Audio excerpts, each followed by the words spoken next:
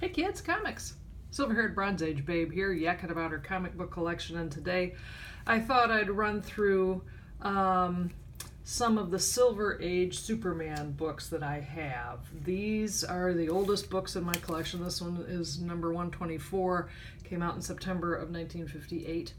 The only reason I don't keep going back is because number 123 is the one where one of the versions of Supergirl, like the very first appearance of a Supergirl character, appeared, and that's just prohibitively expensive. So, and being a completist, I'm just not going to go do something where I can't keep going. So, but it's fine with me. You know, a typical comic book collector, I am nothing if not typical.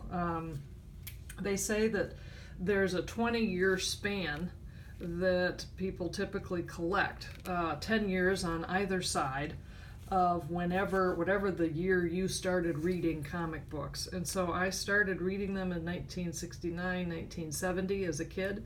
And so my collection roughly spans from 1959 to 1979. So I am pretty average as far as that goes. These Silver Age ones are, they're really fun to read. They're really fun to enjoy the whole thing. Just the ads, the stories themselves, the letters to the editor.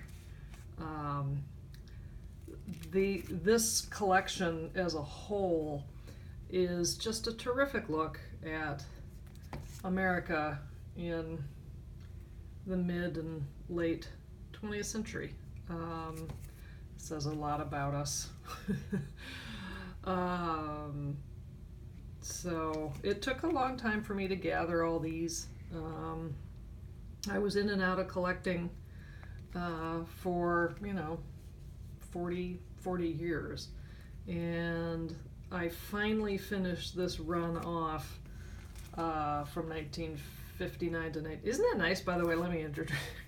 I'll stop that. This literally was the last book I got to complete my run. And I don't know if it was boredom or ennui or just a little bit of irritation that the books that I needed, I was having to pay more money than I thought I should.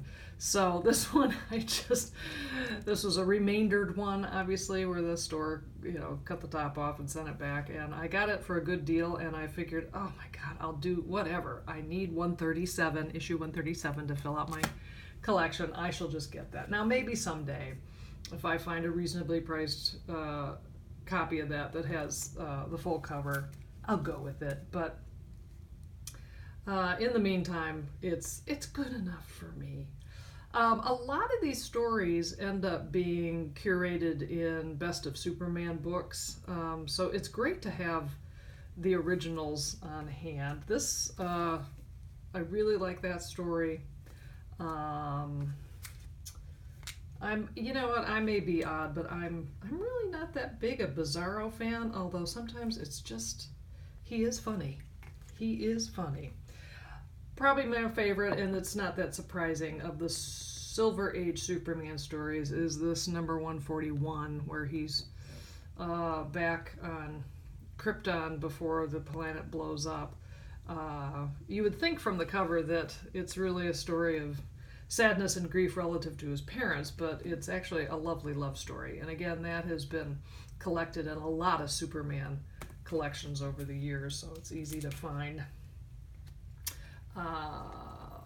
So these, I probably have never paid more than 15 to 20 bucks, I think, for some of these. And some of them, as you can see, they're $8. I don't even know if I paid $8 for that. I couldn't tell you because it's happened so long ago. But the books are great. I'm so thrilled to have them. This is a good one. The complete story of Superman's life. They run through his origin story a lot over the decades, and so anything of that is of interest to me. And this is the first appearance of the Legion of Supervillains, and so that 10 center is kind of cool. And the other, I'll just put, this is in a nice protective cozy. It's the last 10-cent issue of Superman, and it's the first death of Superman. And I love everything about that book. So that's some of the Silver Age Superman. Thank you so much for watching. I'll see you next time.